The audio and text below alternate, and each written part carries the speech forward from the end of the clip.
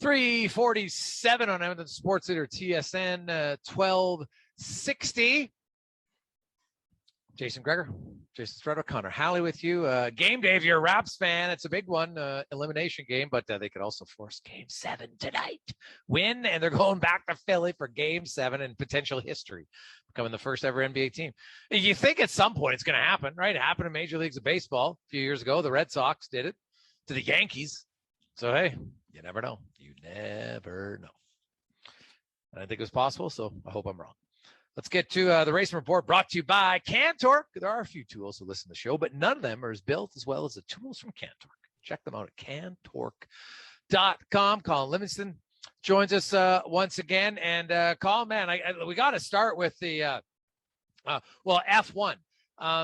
Two things. We'll get to Hamilton in a second, but, man, Carlos Sainz, he's got a great car, but that was an unforced error. In qualifying, spun out, and then it screwed up his starting position. Then he, knocks himself out of the race. Maybe a little bit unlucky, but that's back-to-back races that he hasn't finished in the constructor points where he's got one of the best cars on the track. Yeah, I mean, kind of a lousy weekend for Ferrari all around. Sainz had that issue where he spun himself out in qualifying. Getting taken out on the start of the race, that really was not his doing. That was Ricardo, entirely accepted responsibility. Ricardo made a little mistake, caught a little bit too much curb on the opening lap, which pushed him a bit wide. He, essentially lost control for a fraction of time, which knocked him into Sainz. And Ricardo was able to carry on. Sainz, kind of spun in backwards, beached it in the gravel, and wasn't able to carry on. But it's really interesting timing that, they just signed him to an extension through 2024. So, he really hasn't had a great season. Yeah, he hasn't really challenged for podiums. He definitely hasn't challenged for a win. In the same equipment as the championship leader, Charles Leclerc, who also had a questionable race, which it just gets a little bit more amplified, last weekend because they were in, Ferrari's homeland of Italy. So, the stands were super, super red. I mean, they were throwing red smoke at the start of the race, and I know they were pretty disappointed it's kind of a compound disappointment because not only did their team not win, but Red Bull really laid a whomping on those guys. So where does the team go from here? Is it just one of those years they're off, or where do you go if you're Ferrari? Well, I mean, they've had a great season. It was just a bad weekend. I mean, Leclerc had, probably had a shot at fighting back to second place, was just pushing too hard. And this is going to sound like redundant, but he caught just a bit too much curb, which upset the car, caused him to spin, made a little bit of contact with the inside wall. Was able to carry on, had a little bit of damage, but, dropped from challenging for second and third place, dropped to ninth before recovering to sixth in the end.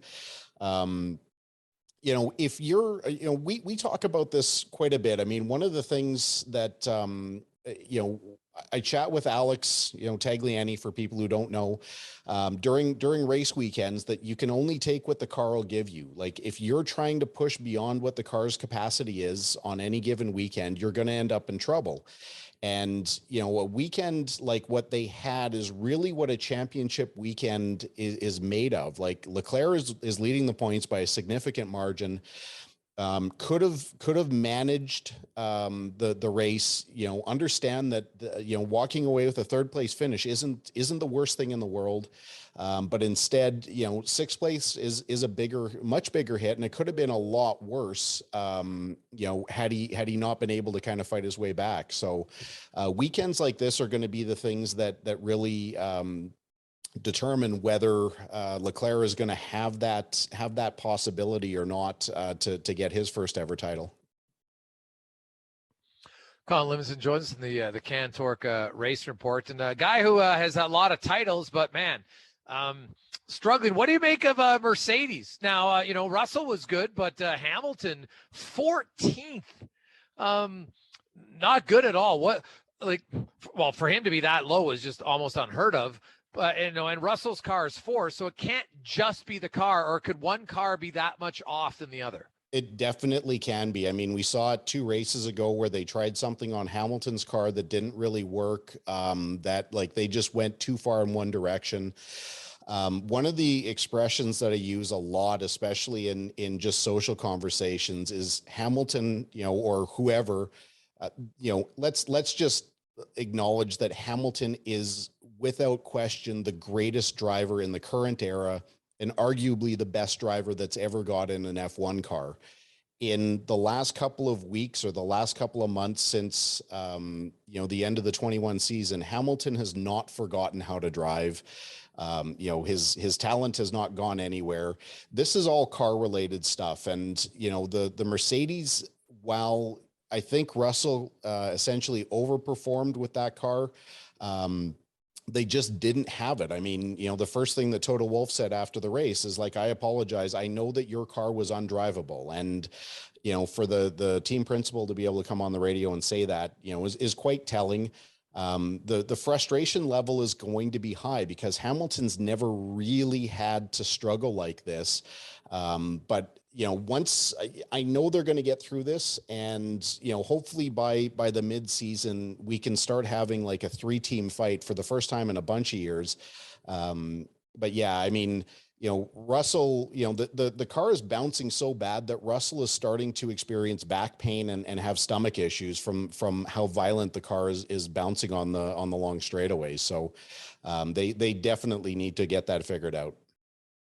Joe Mike Colin Livingston, the CanTorque Racing Report. Sticking with F1 for one more here. There's a week off before F1 slides into Miami, but a lot of unknowns there. What will the teams do to kind of prepare their races for something that is, so many unknowns at this point? The only thing that they can do is run simulations, but even the simulations are not based on existing data. They can recreate the track in their simulator based on what they think it is, but they can't really get the traction levels, the bumps, all the subtleties that they'll know at the end of the weekend.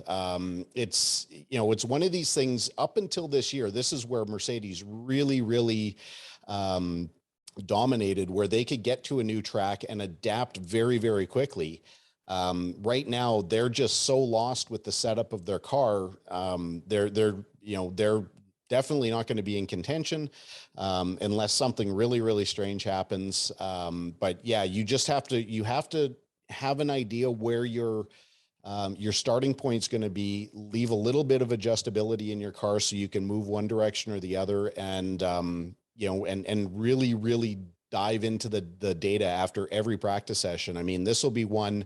Sometimes teams try to be coy to try and save tires and to try and preserve the engine. This will be one where they're going to want to be on track as many laps as they can. Colin Livingston joins us. Let's move over to NASCAR, Colin, and the race itself. Kind of lots of last lap nonsense that we've seen. Kyle Busch had an interesting day because he contacted his own teammate leaving pit road, but then his comments afterwards about his sponsor Mars is leaving at the end of the year, and that unless something gets lined up for next year, he might end up retiring. How realistic do you think that is for Busch? I mean, Kyle is not one to kind of beat around the bush. He is absolutely direct, but he's also really emotional. And I know that there was a series of questions that led up, where the question was thrown at him, like, if you're not, if you don't put sponsorship together, what will the end result be? And he basically said, goodbye. And they said, does that mean that you would actually walk away? And his very curt answer was, ask Joe Gibbs, which, it seems like he's kind of frustrated that, a deal isn't in place. I mean, he's again, one of the best drivers of this generation. He's got 230 overall wins, give or take, in all 3 series. I mean, again, he's as talented as he's ever been, hasn't forgotten how to drive. So I mean, it would be a massive blow for the series to not be able to retain him. But you know, as we say so many times, that money is the key. And if you don't have a sponsor, you won't be in a car, no matter who you are. Let's take a look at Xfinity series, and it looks like Ty Gibbs continues his aggressive driving these days. Yeah, I mean, we've talked an awful lot about this young man. I mean, just talent out the wazoo, but no patience and really a continual lack of respect for his competitor. I mean, he made just a bonsai move. I mean, they were at Talladega. It's restrictor plate. The cars are on top of each other. He just made just a it was basically a suicide move. Either that or his spotter just didn't have the information to him, but tried to move down, clipped a car, took out a whole bunch of cars. I mean, it's not uncommon for that to happen at Talladega, but this has been happening an awful lot to this particular driver. And, at some point there's going to be a reckoning, whether it comes from the series or it comes from his fellow drivers, that they're going to tune this kid in pretty quick.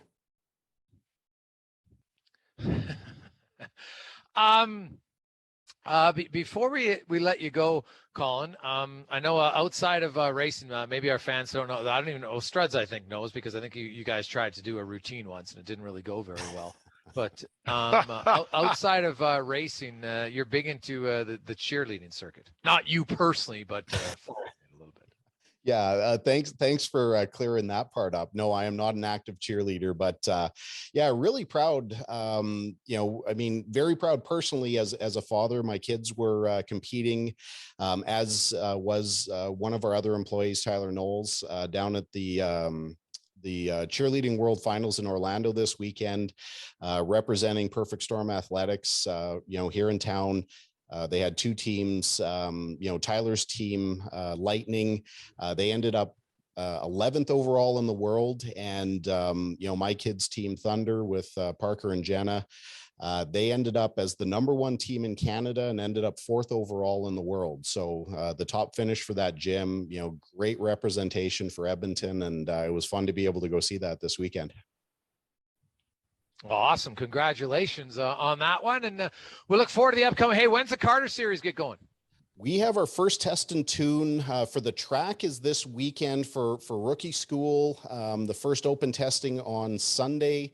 The old guys and actually now a lot of young folks at Off-Camber Carters, we have our first test and tune next Wednesday. Race one for us is the 11th. So Fat Guy's going to finish up the radio here, and I'm going to waddle over to the gym for my third session in a row here, trying to get rid of some of the Orlando weight that I picked up. Oh, well, yeah. Hey, get on it, buddy. Get on it. Good luck. We'll talk to you next Thursday. Sounds good, guys.